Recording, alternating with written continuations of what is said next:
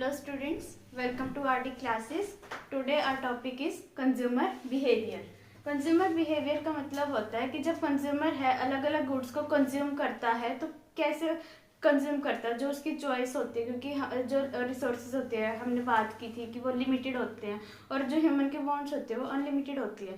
तो कुछ combinations of goods होते हैं, ठीक है, जो बनते हैं जिसके बेस पे कंज्यूमर है अपनी मैक्सिमम सेटिस्फेक्शन को अचीव करने की कोशिश करता है। तो वो किस बेस पे वो कॉम्बिनेशंस को चूज करता है, तो आज हम इसकी बात करेंगे। तो कॉम्बिनेशंस को चूज करता है वो यूटिलिटी के बेस पे करता है। यूटिलिटी क्या है कि अपनी वांट्स को सेटिस्फाई करना, तो हमारी डिजायर फुलफिलमेंट।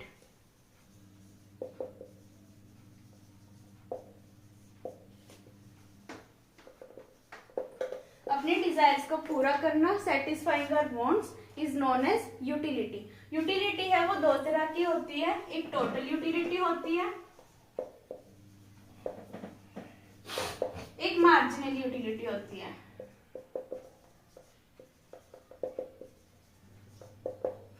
टोटल यूटिलिटी होती है और एक मार्जिनल यूटिलिटी होती है। टोटल यूटिलिटी होती है कि हम अलग अलग गुड से अलग अलग जो हमारी सेटिस्फेक्शन होती है कि जो भी है कि एक गुड है, एक गुड है, एक बी गुड है, सी गुड है, यहाँ से हमें कितनी सेटिस्फेक्शन हो रही है, यहाँ से कितनी हो रही है और इस गुड से कितनी, तो इन सबको जब हम सम अप कर देते हैं तो होती है हमारी टोटल यूटिलिटी। मार्जिन यूटिलिटी होती है टोटल यूटिलिटी में अलग अलग गुड्स में हम जो सेटिस्फेक्शन लेते हैं कि अगर हमने एक अलग गुड लिया जिससे हमने एडिशनल यूनिट है उसे हमने कंज्यूम किया तो उससे हमें एडिशनल यूटिलिटी कितनी मिली। तो जो एमयू होता है वो होता है,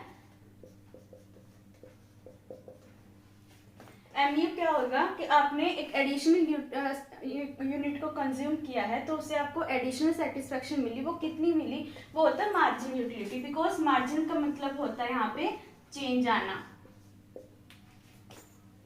आज हमने बात की कि यूटिलिटी होती क्या है कि अपने डिजायर्स को फुलफिलमेंट करना, सेटिस्फाइंग आवर वांट्स, वो यूटिलिटी होती है। यूटिलिटी दो तरह की होती है, एक मार्जिनल होती है, एक टोटल होती है। टोटल होती है हमें सारी यूनिट से कितनी यूटिलिटी मिल रही है, और मार्जिनल अगर हम एक एडिशनल यूनिट को कंज्यूम करते हैं तो उसमें से हमें कितनी यूटिलिटी मिल रही है, वो होगी हमारी मार्जिन यूटिलिटी। और जो टोटल यूटिलिटी और मार्जिन यूटिलिटी को हम मेजर करते हैं वो हम यूटिल्स के टर्म्स में करते हैं। यूटिल्स हम करते हैं टोटल यूटिलिटी और मार्जिन यूटिलिटी के बीच का रिलेशनशिप। इन दोनों के बीच में क्या रिलेशनशिप है अब हम उसे डिस्कस करेंगे। जो यूटिलिटी का जो कंसेप्ट दिया था वो मार्शल ने दिया था, प्रोफेसर मार्शल ने दिया था। तो अब हम टोटल यूटिलिटी और मार्जिन यूटिलिटी के बीच का रिलेशनशिप देखते हैं with the help of table and diagram.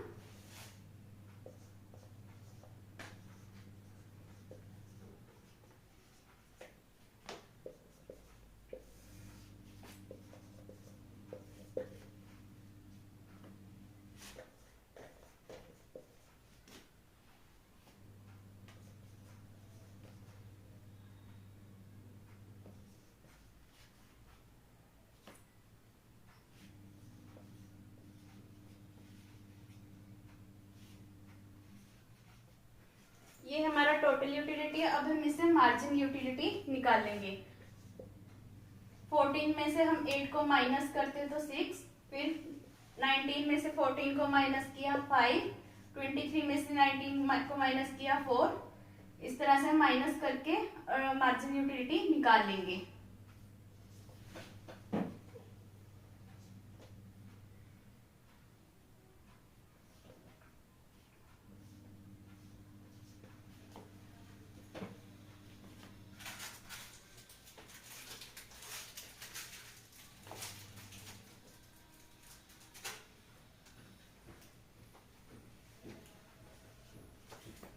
अब हम इसे डायग्राम की हेल्प से भी देखेंगे।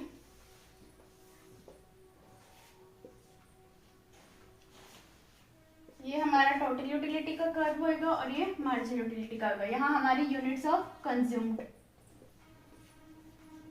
कि हमने कितनी यूनिट्स को कंज्यूम किया।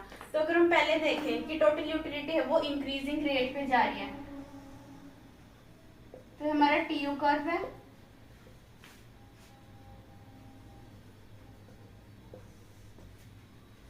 ये हमारा MU कर्व है। इसका रिलेशनशिप देखते हैं कि हम टेबल से अगर एनालाइज करें तो हमारा टोटल यूटिलिटी है वो इंक्रीज तो हो रहा है लेकिन वो डिक्रीजिंग रेट से हो रहा है। डिक्रीजिंग रेट से का मतलब है कि इंक्रीजिंग तो दिख रहा है कि 8 से 14 हो रहा है, 14 से 19 जा रहा है, 19 से 23 जा रहा है, बट ये डिक्रीजिंग रेट पे कैसे कि पहले तो ये 6 से इंक्रीज हुआ, फिर ये 5 से हो रहा है, फिर ये 4 से हो रहा है, यानी कि इंक्रीज तो हो रहा है बट डिक्रीजिंग रेट से हो रहा है। तो सेम टाइम पे अगर हम ये देखें तो हमारी जो मार्जिन यूटिलिटी है वो कम होती जा रही है। तो जैसे जैसे हमारा TU है जो टोटल यूटिलिटी कर्व है वो इंक्रीज होएगा डिक्रीजिंग रेट पे, तो वैसे वैसे हमारा जो MU है वो कम होता जा रहा है। फिर एक पॉइंट आएगा कि जब हमारी टोटल यूटिलिटी है वो मैक्सिमम होगी 29, मान लो ये मैक्सिमम पॉइंट है, ये हाईएस्ट P, यहाँ पे हमारा जो मार्जिन यूटिलिटी है वो 0 है क्योंकि हमारी पूरी डिजायर हो चुकी है। अगर अब उसके बाद हम कंज्यूम करते हैं किसी भी चीज को तो हमारी टोटल यूटिलिटी है वो कम होनी शुरू हो जाएगी और हमारी मार्जिन यूटिलिटी है वो नेगेटिव हो जाएगी। तो ये था relationship between TU and MU। हम फर्स्ट लॉ देखते हैं। कंज्यूमर बिहेवियर बेसिकली दो अप्रोच है इसकी, एक तो कार्डिनल होती है, एक ऑर्डिनल होती है। जो कार्डिनल है इसे दिया था मार्शल ने, और जो हमारी ऑर्डिनल है हम इसे दिया था हिग्स ने। आज हम बेसिकली पहले कार्डिनल की देखेंगे। कार्डिनल क्या होता है? कार्डिनल होता है जब आप किसी भी यूनिट्स को मेजर कर सकते हो नंबर्स में, जैसे कि 0, 1, 2, 3। और ऑर्डिनल का मतलब होता है कि आप नंबर नहीं दे सकते लेकिन आप रैंकिंग कर सकते हो। रैंकिंग कैसे हो सकती है? हाई हो सकता है, लो हो सकता है, मिड, लो, हाई, वेरी हाई, ये हमारी रैंकिंग होती है और ये कार्डिनल होती है। तो पहले हम कार्डिनल देखेंगे। कार्डिनल अप्रोच में जो फर्स्ट लॉ थी, फर्स्ट लॉ ऑफ गॉसन जिसे कहा जाता है, वो है law of diminishing margin utility.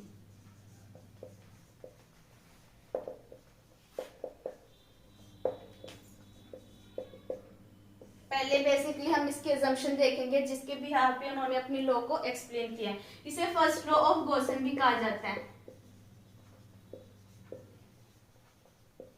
इसका अदर नेम है fundamental law, fundamental psychological law.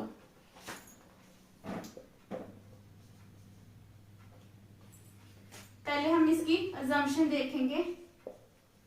Assumption है इसकी, जो फर्स्ट अजम्पशन इसकी ये है कि हम यूटिलिटी को कार्डिनल मेजरमेंट कर सकते हैं, यानी कि हम नंबर्स में लिख सकते हैं यूटिल्स की टर्म में, कि अगर हम एप्पल को कंज्यूम कर रहे हैं तो पहले हमें 8 सेटिस्फेक्शन मिल रही है, ऑरेंज को आप कंज्यूम करो आपको 6 मिल रही है, हम नंबर्स में बता सकते हैं। सेकंड है कि मार्जिन यूटिलिटी ऑफ मनी है वो कांस्टेंट है। मार्शल ने ये माना था कि जो मार्जिन यूटिलिटी ऑफ मनी रहेगी वो कांस्टेंट रहते हैं। इट मीन्स कि आप जितना मर्जी कंज्यूम कर रहे हो लेकिन जो मनी के टर्म्स में वो कांस्टेंट बोलते हैं। लेकिन ये हम इसे क्रिटिसाइज भी करेंगे इस पॉइंट को कि ऐसा नहीं होता है, मार्जिन यूटिलिटी ऑफ मनी कभी भी कांस्टेंट नहीं रहती है। थर्ड हम अजम्पशन लेते हैं कि हमारी जो यूटिलिटीज होंगी वो इंडिपेंडेंट होंगी। उससे क्या मतलब है कि अगर आप एक गुड को कंज्यूम कर रहे हो तो जो उससे आपको सेटिस्फेक्शन मिल रही है उसका दूसरे गुड से कोई लेना देना नहीं है। कि अगर आप टी को कंज्यूम कर रहे हो, अगर आप टी से आपको 8 यूटिलिटीज की सेटिस्फेक्शन मिल रही है तो आप ये नहीं कह सकते कि कॉफी की वजह से हुआ है। हर यूटिलिटी है जो अपने पार्टिकुलर गुड की वो इंडिपेंडेंट है।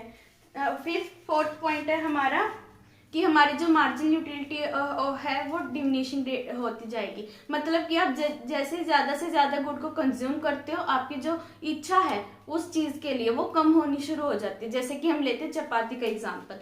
आप चपाती स्टार्टिंग में आपको बहुत ज्यादा भूख लगी है तो आपने ज्यादा चपाती कंज्यूम की, फिर आप सेकंड भी चपाती ले रहे हो, फिर थर्ड ले रहे हो, लेकिन एक पॉइंट आएगा, एक स्टेज आएगी जहां पे आपकी वो फुलफिलमेंट की भूख पूरी हो चुकी होगी। तो उसके बाद अगर आप किसी भी चपाती को कंज्यूम करते हो तो उससे मिलने वाली जो यूटिलिटी है वो आपकी कम होती रहेगी। ये था हमारा फंडामेंटल साइकोलॉजिकल फैक्ट, क्योंकि ये एक स्टेट ऑफ माइंड है, आप इसे ऑब्जेक्टिव टर्म्स में नहीं बता सकते हो। इस वजह से इस लॉ को जो है वो क्रिटिसाइज भी किया गया है। एक्सेप्शन है कि इसकी है कि ये लॉ कहाँ अप्लाई नहीं होता है। ये लॉ सबसे पहले तो ड्रंकयार्ड्स पे नहीं होता है, जिन्हें मतलब कि अल्कोहल ड्रिंकिंग करने की हैबिट है, तो उन्हें आप कितनी भी अल्कोहल दे दो वो उनकी जो यूटिलिटी है उससे मिलने वाली वो कभी कम नहीं होगी। लेकिन ये एक्सेप्शन जो है ये भी हम ये नहीं कह सकते कि ये सही है, बिकॉज एक स्टेज आएगी जब वो ड्रिंकर होएगा, वो अपनी सेंसेस को कंप्लीटली लॉस्ट कर चुका होएगा, तो वहां पे उसकी यूटिलिटी कम होएगी, लेकिन ये एक्सेप्शन है। फिर सेकंड जो है हमारा है माइजर्स। माइजर्स जो होते हैं वो जो कंजूस लोग होते हैं, उनकी भी होती है कि वो चाहे कितना भी पैसा होए, लेकिन जो माइजर्स होंगे उनकी यूटिलिटी कभी कम नहीं होती, लेकिन ये भी गलत है।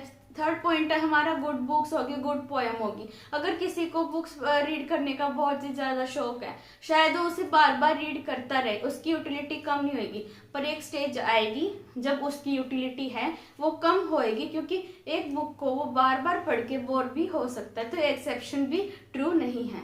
अब इसका क्रिटिसिज्म है। क्रिटिसिज्म, अगर इसे क्रिटिसाइज करने वाले थे अमर्त्य सेन। अमर्त्य सेन कहते थे कि आप यूटिलिटी को मेजर नहीं कर सकते हो नंबर्स में।